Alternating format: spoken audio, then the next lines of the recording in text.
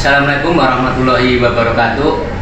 Perkenankanlah, nama saya Winarto, PGP Angkatan 11. Di sini kami bersama Bapak Kepala Sekolah SMK Negeri 3 Kota Bekasi akan mengadakan wawancara. Assalamualaikum warahmatullahi wabarakatuh, Pak. Waalaikumsalam warahmatullahi wabarakatuh. Gimana Pak Win, sehat? Alhamdulillah Pak, sehat. Terima kasih Pak atas waktunya. Bapak sudah bersedia meluangkan waktu buat kami untuk sedikit wawancara ya Pak, berkaitan dengan dilema etika dan bujukan moral Pak. Mohon maaf sebelumnya Pak, kami akan menanyakan beberapa pertanyaan yang sangat membantu kami di dalam tugas wawancara seperti ini Pak. Yang pertama Pak, selama ini bagaimana Bapak mengidentifikasi kasus-kasus yang merupakan dilema etika dan bujukan moral? Berkenaan dengan permasalahan-permasalahan yang ada, biasanya kepala sekolah atau kepala satuan pendidikan memapping permasalahan, kemudian dari mapping permasalahan itu kita buat skala prioritas. Kalau memang harus hari ini dituntaskan, ya kita tuntaskan sesuai dengan kepentingan ataupun permasalahan itu kita harus tuntaskan. Nah itu kemudian juga karena ini adalah sekolah negeri, biasanya kita sounding dengan regulasi ataupun aturan. Nah, artinya keputusan nanti yang kita ambil dari mapping permasalahan itu kita sesuaikan dengan normatifnya, aturan main yang ada, berkenaan dengan aturan regulasi yang ada. Biasanya tadi yang benar dengan benar, artinya kita paling tidak mencari skala prioritas, kita putuskan itu menekan risiko sekecil mungkin. Memang dalam suatu keputusan tidak sempurna, paling tidak putusan yang kita ambil artinya untuk diberlakukan untuk berlaku ke semua orang ataupun semua stakeholder ada di lembaga itu sendiri, di satuan pendidikan itu sendiri. Jadi kita gunakan adalah sekecil mungkin dan kita gunakan paling tidak manajemen risiko sekecil mungkin dari keputusan yang kita ambil. Siap, luar biasa Pak, terima kasih. Kemudian pertanyaan berikutnya Pak, bagaimana Bapak dalam menjalankan pengambilan keputusan di mana kasus-kasus itu sama-sama benar dan sama-sama mengandung nilai kebajikan? Bagaimana cara menjalankan keputusan Pak? Ini pertanyaan yang luar biasa Mas Win selaku calon guru penggerak. Ini memang harus memiliki jam terbang yang luar biasa. Nah yang pasti tadi yang poin yang kedua saya sampaikan, mempertimbangkan dengan seksama, mengambil resiko sekecil mungkin. Nah dari kemudian juga regulasi yang tidak kalah penting juga kita ambil. Kemudian juga masukan bahan pertimbangan di kepala sekolah juga atau pribadi, kadang-kadang kita juga tidak alergi menerima masukan ataupun pertimbangan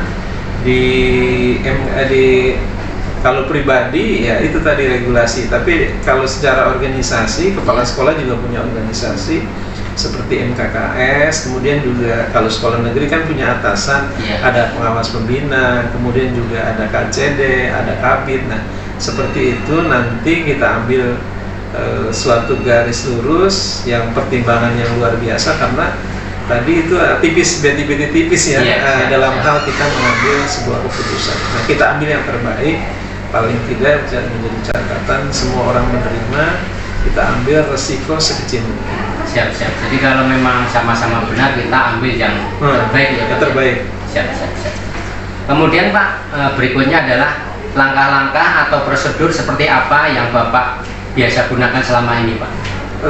Biasanya langkah-langkahnya permasalahan-permasalahan yang ada, biasanya ada permasalahan dari bawah, kita dengar, belanja masalah paling tidak. Iya, siap. Nah dari situ kita ambil realisasi di lapangan sehingga kebijakan ataupun keputusan tidak berbenturan dari kepentingan yang lain. Siap. Nah oleh sebab itu tadi kita menggunakan manajemen risiko.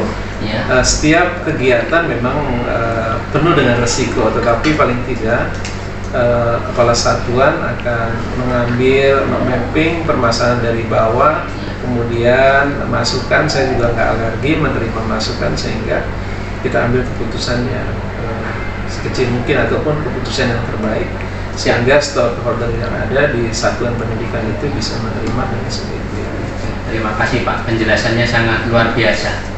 Sekarang Pak, berikutnya adalah hal-hal apa saja Pak yang selama ini dianggap efektif dalam mengambilkan keputusan pada kasus-kasus dilema etika.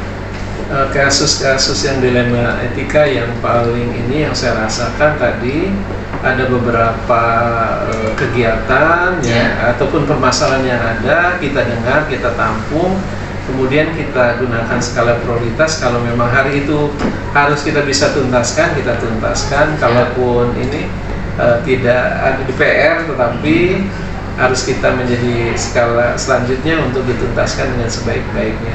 Kemudian jadi kepala satuan yang paling tidak mau belajar sehingga dalam mengambil sebuah keputusan efektif. Oh, siap. Jadi keefektifan dalam pengambilan keputusan sangat dikedepankan ya Pak? Dikedepankan.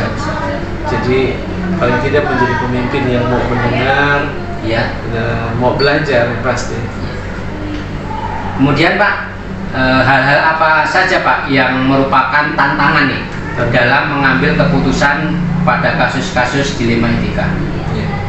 Tantangan yang paling berat memang dalam memutuskan permasalahan ataupun masalah-masalah ini paling tidak biasanya dilematis karena mitra kerja, terutama ke guru. Kita paling tidak sebenarnya dari keputusan itu tidak mau menyentuh tentang pribadi lah paling tidak, tapi secara profesional yang itu yang harus kita tegakkan selaku kepala satuan pendidikan sehingga tidak mengambil atau tidak bersentuhan dengan ranah pribadi.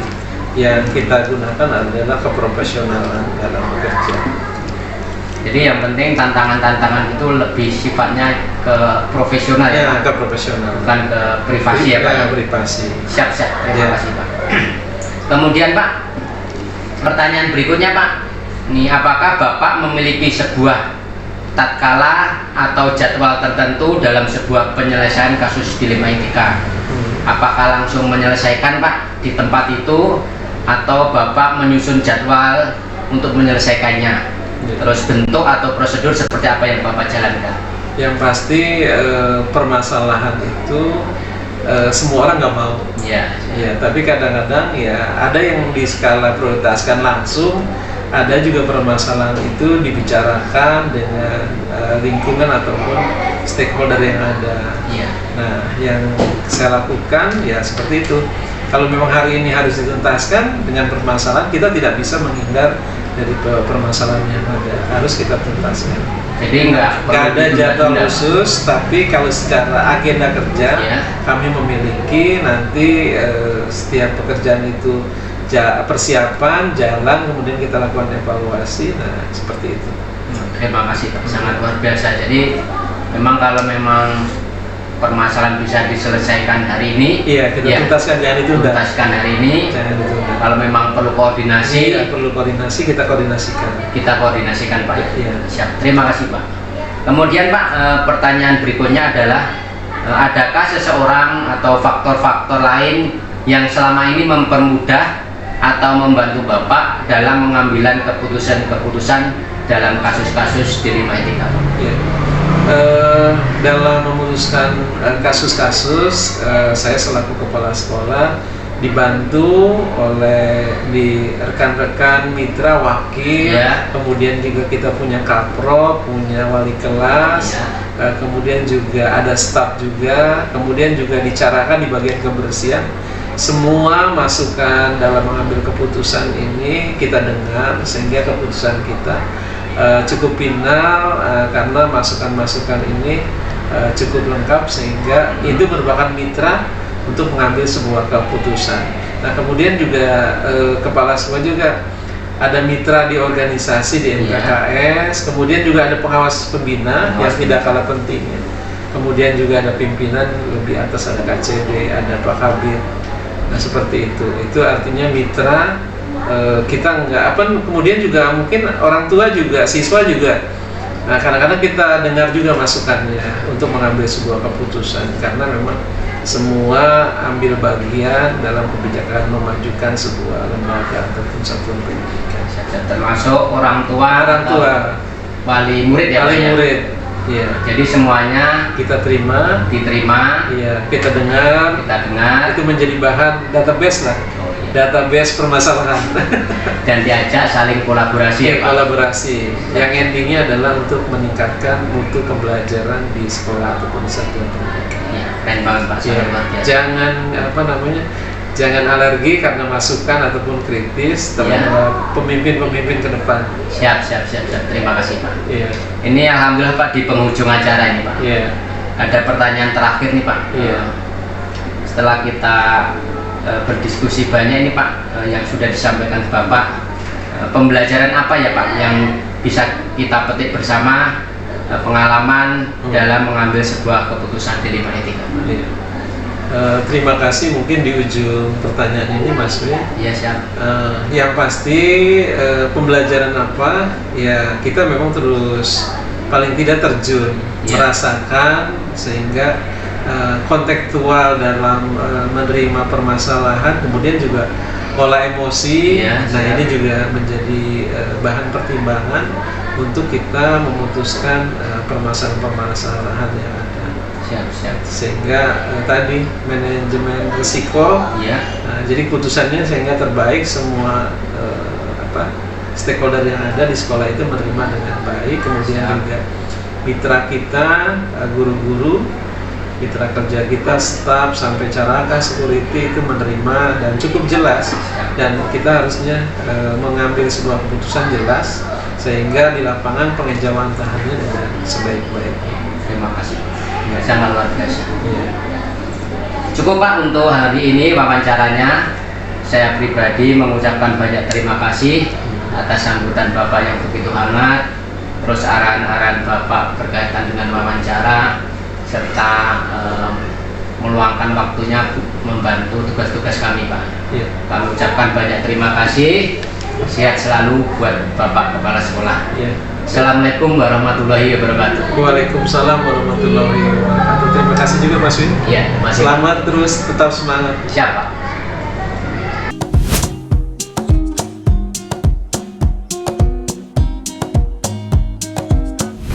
Assalamualaikum warahmatullahi wabarakatuh. Perkenankanlah, nama saya Winarto dari SMK Negeri 3 Kota Bekasi.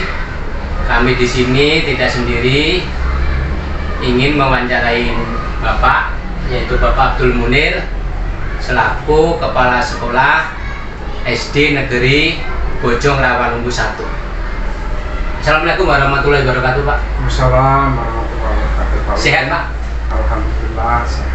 Sebelumnya terima kasih Pak atas waktunya. Kami diberi waktu untuk berdiskusi, yaitu tentang kasus-kasus di sekolah Bapak yang mengenai dilema etika dan rujukan moral. Saya akan memberikan beberapa pertanyaan Pak sebagai bahan kita wawancara tentang kasus-kasus yang ada di sekolah Bapak ya. Insyaallah Pak. Yang pertama Pak, selama Bapak di sekolah ini untuk mengidentifikasi kasus-kasus yang merupakan dilema etika atau bujukan moral bagaimana Pak? Terima kasih Pak Win. Siap. Sebelumnya saya ucapkan selamat datang. Terima kasih Pak. Di SD Negeri Bojong Rawalumbu 1. Siap. Kebetulan saya diberikan kepercayaan sebagai kepala sekolah di SD Bojong Rawalumbu 1 ini. Siap. Persisnya di Kelurahan Bojong Rawalumbu, Kecamatan Rawalumbu, Kota Bekasi. tentu pada kesempatan ini saya ingin menerima kunjungan silaturahim dari Pak Win Soeharto MPD selaku guru penggerak dari SMK Negeri 3 Kota Bekasi. Insyaallah Pak Win, dalam kesempatan ini mudah-mudahan bisa jadikan silaturahim dan juga bisa menjadi sebagai bentuk tugas yang akan disampaikan oleh Pak Win dalam laporan guru penggerak. Siap. Baik, kalau pertanyaan yang pertama tadi, bagaimana pendapat secara pribadi tentang mengidentifikasi kasus-kasus yang merupakan dilema etika dan rujukan moral. Ya, Tentu di sekolah SD Pak Win ya, sekolah dasar merupakan sekolah dasar yang paling levelnya nomor 2 setelah TK, karena di sekolah dasar itu masih memberikan perhatian kepada masalah-masalah yang sifatnya transisi antara PAUD dengan sekolah dasar. Tentu di PAUD masih kita kenal dengan metode belajar bermain, sementara di sekolah dasar juga masih bisa mengambil metode bermain itu untuk bisa dianjurkan, diarahkan kepada metode untuk belajar menulis dan berhitung. Dalam identifikasi itu tentu yang kami kedepankan adalah pendekatan yang sifatnya kekeluargaan. Maka dalam kasus-kasus dilema etika itu atau rujukan moral itu kelihatannya berdampak positif atau berdampak negatif ke lingkungan sekolah, karena lingkungan sekolah itu adalah guru, ada kepala sekolah, ada orang tua dan siswa. Itu kami berusaha mengedepankan metode-metode kekeluargaan untuk mengidentifikasi kasus-kasus dilema etika atau bujukan moral. Tentu Pak Win ya, dilema etika di mana kasus yang satu dengan yang dua itu merupakan kasus yang sama-sama benar, atau boleh dikatakan kepentingan dan nilainya sama. Sedangkan bujukan moral adalah di mana adanya kasus yang satu benar, bukan yang satu mungkin tidak salah tapi kurang benar. Terima kasih, luar biasa Pak.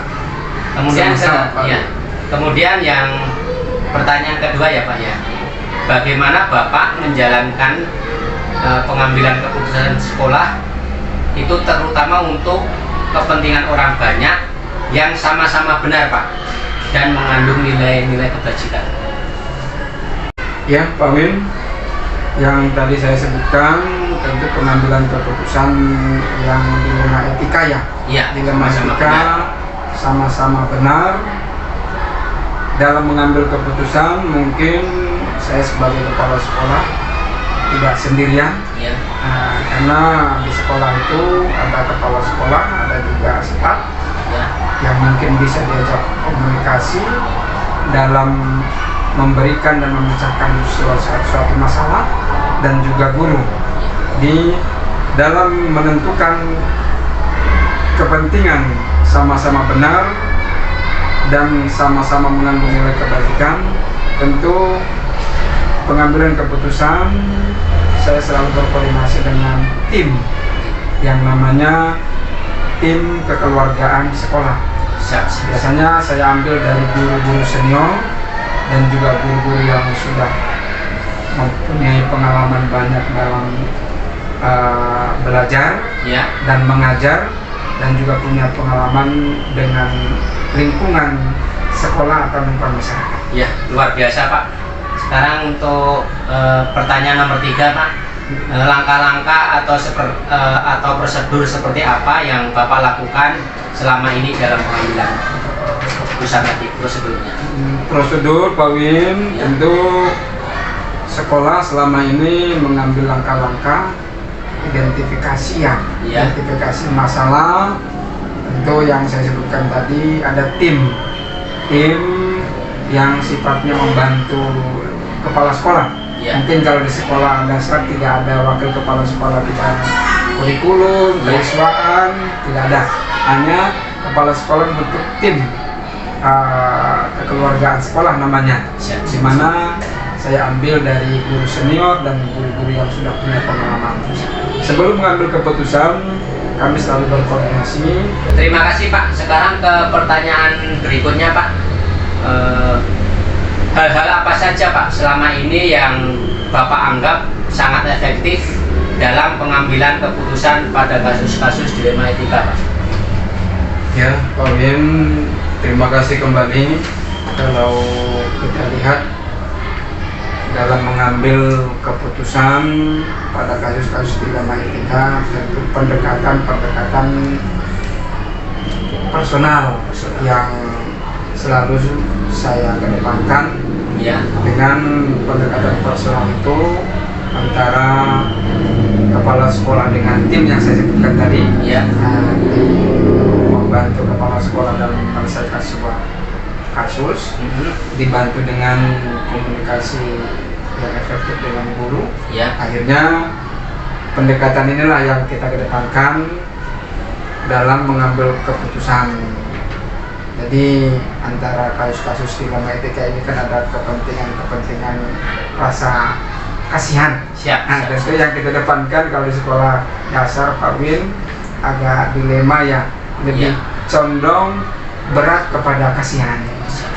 Karena kita sebagai orang tua juga di rumah juga kan tentu punya keluarga dan punya anak juga, akhirnya seperti itu. Iya, terima kasih Pak, sangat keren sekali. Berikutnya Pak, hal-hal apa nih yang merupakan tantangan Bapak dalam mengambil keputusan tadi Pak? Ya Pak Bin, kadang-kadang tantangan yang paling mendasar ya, Iya, benar. yang paling kuat lah, yang paling dominan yang kita ambil dalam mengambil keputusan itu sebenarnya adanya intervensi. Adanya intervensi dari orang tua kepada guru kelas terhadap kepentingan anaknya sendiri. Makanya di sekolah dasar itu agak susah kita untuk mengedepankan yang namanya idealisme, cenderung kepada kasihan dan kadang-kadang intervensi orang tua yang berlebihan kepada sekolah. Akhirnya sekolah hanya bisa memberikan jalan keluarnya, ya udah demi anak. Mudah-mudahan kami berpikir ketika nanti mereka di tingkat yang lebih jenjang yang lebih tinggi di SMP ada perubahan. Terima kasih Pak. Kemudian Pak, pertanyaan berikutnya, apakah Bapak memiliki sebuah atau jadwal tertentu dalam menyelesaikan kasus dilema etika, atau langsung menyelesaikan di tempat Pak, atau menunggu jadwal dalam menyelesaikan, dan prosedurnya seperti apa yang Bapak jalankan? Baik Pak Win, biasanya kasus dilema etika yang sering terjadi di sekolah itu kami langsung spontan ya, Pak? Biasanya saya langsung minta tim pembantu kepala sekolah yang saya sebutkan tadi, ada guru senior yang sudah punya pengalaman mengajar, pengalaman juga di masyarakat, langsung kami briefing langsung dengan harapan kasus itu selesai. Nah, tidak menunggu jadwal tertentu. Kenapa? Karena namanya murid etika ini kan banyak. Tentu kasus ini mungkin kita tumpuk, besok ada kasus baru. Nah, jadi selesai hari ini kita selesaikan, bahkan langsung kita panggil orang tua yang bersangkutan, kita ajak diskusi, kita cari solusi yang terbaik. Dalam mengambil kasus ini Pak Win, tidak ada jadwal tersendiri, tapi kita gerakan cepat. Ya. Dengan harapan selesai agar tidak menjadi PR bagi sekolah. Kenapa? Karena sekolah ini kan mungkin muridnya banyak ya Pak Win ya. Siap. Kurang lebih ada 500. Tentu banyak sekali nanti kalau kita tumpuk namanya kasus A, kasus B, ya. Tentu kita selesaikan. Kalau udah selesai ya udah, mungkin mudah-mudahan tidak ada kasus lagi. Tapi kami berusaha ketika ada masalah dilema etika selalu kami gerakan cepat dan kita cari solusi yang terbaik. Siap. Jadi langsung ya Pak? Langsung Pak Win. Luar biasa Pak. Selanjutnya Pak, adakah seseorang Pak atau faktor-faktor lain yang selama ini mempermudah atau membantu Bapak dalam mengambilkan keputusan-keputusan dilema etika? Tentu saya bersyukur kepada Allah, ya Pak Win ya. Jadi walaupun saya di sini kepala sekolah, tapi kepala sekolah itu kan hanya 1 orang, siap, dibanding 30 guru. Dan mungkin rata-rata mereka lebih duluan jadi guru dari saya, karena mereka rata-rata kelahiran 60. Jadi saya bersyukur kepada Allah, mereka adalah guru saya. Saya hormat kepada mereka, tapi di satu sisi untuk sekolah, untuk mengambil kebijakan memang harus saya. Nah, dari sisi saya hormati mereka sebagai guru. Dengan pendekatan itu juga mereka selalu hormat kepada saya sebagai pimpinan mereka. Jadi saya bersyukur ada guru-guru senior yang membantu saya dalam mengambil kasus, mengambil sebuah solusi dari kasus-kasus dilema etika tadi. Terima kasih, luar biasa ya Pak ya. Jadi kita ada namanya kolaborasi sama guru ya Pak ya. Sama guru. Ini pertanyaan terakhir nih Pak. Siap Pak Win. Nah, setelah kita diskusi ya Pak, ini pembelajaran apa ya Pak yang bisa kita petik bersama dalam pengambilan keputusan dilema etika? Ya, Pak Win, tentu terkadang ada namanya pembelajaran dan banyaknya kita berhubungan dengan sesama teman, sesama rekan sejawat, sesama juga kita sebagai orang tua di rumah, terutama guru ya, guru di sini juga mereka sebagai fungsi sebagai orang tua juga di rumah, dan juga murid kita yang memang orang tua menitipkan kepada kita di sekolah. Tentu pelajaran-pelajaran yang sangat berharga yang banyak saya dapatkan. Di antaranya makin banyak kita mengalami mendapatkan sebuah kasus etika moral, dilema etika, jadi makin tambah dewasa. Kita bisa mengambil sebagai pembelajaran untuk bisa memberikan solusi yang terbaik untuk kasus-kasus dilema etika. Mungkin ya kita nggak tahu ya, ke depan pasti ada saja ya.